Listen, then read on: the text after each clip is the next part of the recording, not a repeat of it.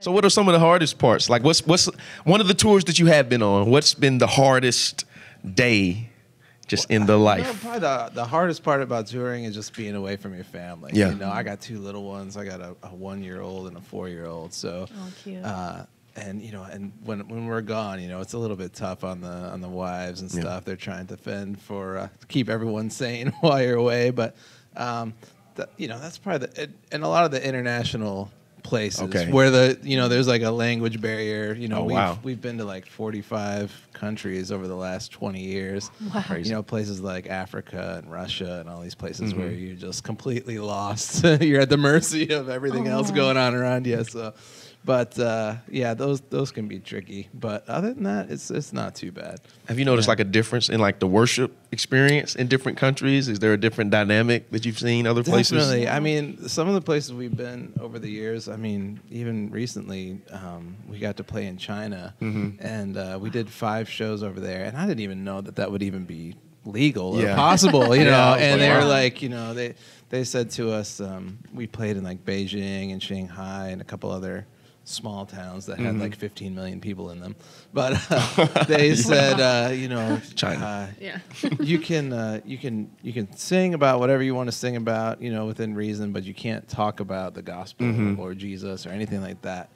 And so we would quote like scriptures from Isaiah and play music in the background or whatever. But you could just tell like people are hungry for the gospel, and they were like so excited to see you because we were like in some of these places we were the first rock band to ever play, and so they just look at you like you're from another planet. And you know, even in China where you know it's not like our music is on the radio there, people would like knock down the doors and like cram these places out of nowhere. Like, how did they even find out that we were playing? So it's been very cool. We've had a lot of cool experiences like that over the years. Yeah. Cool. Well, you've been in part of Newsboys for what, since 1994? Yeah, 20 years. Yeah. How has crazy. the dynamics changed in the band with the new members, old members? Well, it's been really good. The last 5 years has been especially good. Not as much has changed as what people think. You know, myself and Jody and Duncan, we've been in the band together for 20 years. So that stayed the same. But obviously, most people noticed, you know, Michael coming in. And I think, you know, when he came in, we were kind of at a crossroads in our careers. You know, either we were going to quit. We knew that we didn't want to do like Newsboys karaoke with Michael Tate. You know, we wanted to kind of use the opportunity to branch out and try something new, and it was either going to succeed or fail. But we weren't going to just kind of limp Newsboys along till the end of our career or whatever. So it was a bit of a risk and a gamble. But Michael was a friend of ours. You know, we'd known him for, you know, since we started. You know, back in the day, we were kind of like rival, quote unquote, bands or whatever. And you know, so he was someone we knew very well, and we knew that the potential was there for something really great to happen. And it was just a matter of time before people kind of knew what we were doing. And when Born Again, that album came out, it debuted at like number 4 in Billboard Top 200 in like the world. So it was a really cool kind of sign that things were going to work out, and ever since then, it's just gotten better. And with Michael, you know, it's he's somebody that just loves to play. He loves people. He could do, you know, 5,000 shows a year and be happy. You know, he's like, so he doesn't, you know, he loves what he does, and I think that's reflected on stage. You see that. Awesome. Very I know you cool. played the keyboard, and how did you get started with that? You know, I don't really know. To be honest, ever since I was a little kid, it was something I always wanted to do. My mom was musical, and she was like a church music director, so I was always like lurking in the shadows watching her, you know. And for some reason, I picked up the keyboard and started playing that. And even since I was a little guy, I remember just dreaming about doing what I do today, never thinking that it would actually happen. And I met the band. I was actually a runner at a show when I was like 18 years old, like fresh out of high school. I was driving the band around Detroit, where I'm from, and you know, helping them run errands during the day. And we talked about keyboards. And 3 months after I had met the band, they called and like, "Would you want to audition?" That's crazy, and I was like, wow. 18 years old. I dropped out of college and hit the road. So it kind of found me. I didn't find it. Yeah. That's great. Wow. That's crazy how God just Yeah, does stuff Puts like you in that. that position. Man. Yeah. sure did. Yeah, Opened up a lot of doors for you. absolutely. Yeah, That's very yeah. cool. Very cool. Well, Awesome. we love your song "God's Not Dead," which that's a cover, correct? It is. From- Yeah, it was. Yeah.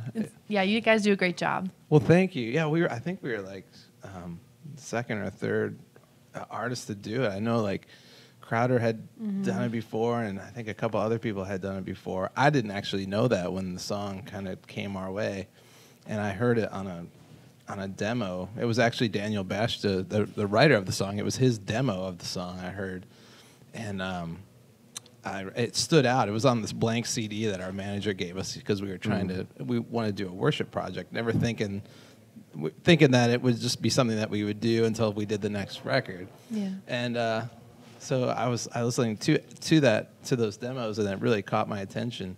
And I thought, man, we could do a really cool version of this song. And yeah, obviously, it's been the song that just won't die. Yeah. You know, it's like now there's this movie coming out, and all this stuff is kind of it's just become a massive song, bigger than life. And you'll see tonight, you know, it's the biggest song of the night for us by Yeah. far. How are you guys playing a part in the God's Not Dead movie? We play a very small role in the film. Obviously, the movie is based around a student and a professor in college and their dialogue about, you know, the existence of God or whatever. But the show kind of culminates at a Newsboys concert with this journalist later in the movie. So what I learned from that was that being an actor is very hard. Music is way easier. Yeah. I felt really bad because the one of the lead actors in the film, in the scene that we were in, she had to cry, and we kept messing up our lines. And every time we messed up our lines, she had to cry again from scratch. And I was like, no. oh no, like 30 times in a row. I was like, I'll stick with music. You know, when you're acting, you don't know like if you're doing a good job or a bad job. Like in a concert, you get instant feedback, but not so much. Not so Right. much when you're Drawn out acting. process. Right. Yeah, Cool. but it was fun. It was a cool experience. Cool. So what's some of your other passions, like outside of music? Do you have anything you do when you have a day or two at home? Yeah, What's every well, blue you know, moon? I got little kids. I've got a 4-year-old daughter and a baby as well. So that is keeping me like super busy when I'm at home, playing with those little ones and trying to put in the time or make up for the lost time that you don't get, you know, when you're on the road. But actually, I'm an avid hockey fan. And player.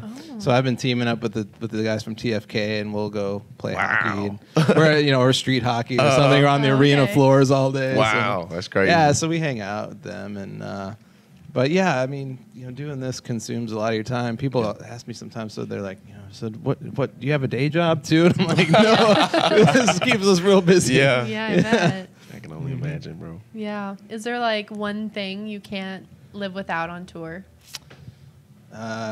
Sleep. That's true.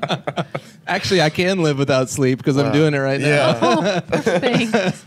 Yeah, touring is a funny thing. It's not what people think it is most of the time. You know, they see you on stage for that, 90 minutes of glam. But you know, I remember my dad coming out on the road with us once. After like 2 days, I found him in the back of the bus, like passed out asleep. Oh. And my dad's like a super hardworking guy. He never ever takes naps or anything. And I woke him up. I'm like, Dad, are you okay? And he's like, I had no idea. He's like, I don't know how you do this, you know. Yeah. So anytime you see a band out there on the road, you know, you can rest assured, especially in Christian music, that they do it because they love it. And it's not always what it appears to be. Even though we're at the Georgia Dome today, it's a rare thing, and it's a special event that we'll remember. So Yeah. Awesome, Lots bro. of people. I appreciate you spending time with us, Yeah. man, Yeah. sharing. thanks for Thank you having so me. much. Yeah, It's thank an you guys. honor. If you want to share with the people just where they can find your music online, websites, and Twitter. Yeah, and we're on all that. the usual places, newsboys.com, Facebook, Twitter. I'm on there trying to post ridiculous things that have no meaning every day. What's your Twitter name? Is it I'm Jeff Frankenstein? Just, Jay Frankenstein. Okay. Yeah. Do you ever get any jokes about your last name? Oh, all the time. All the time? Yeah, it's a great icebreaker. Yeah. Oh yeah. Yeah, my wife was very brave in marrying me and Brave taking on the woman. name. Yeah, it's the bride of Frankenstein, literally. Aw. You get used to people having a chuckle whenever you try to pay for something with a credit card or Like, really? ID or Oh. it's hard. It's hard in October, I will admit, Oh. to get taken seriously. But whatever, it's fun. That's okay. Cool, Well, man. thank you so much, Jeff. My pleasure. Thanks. Thank you.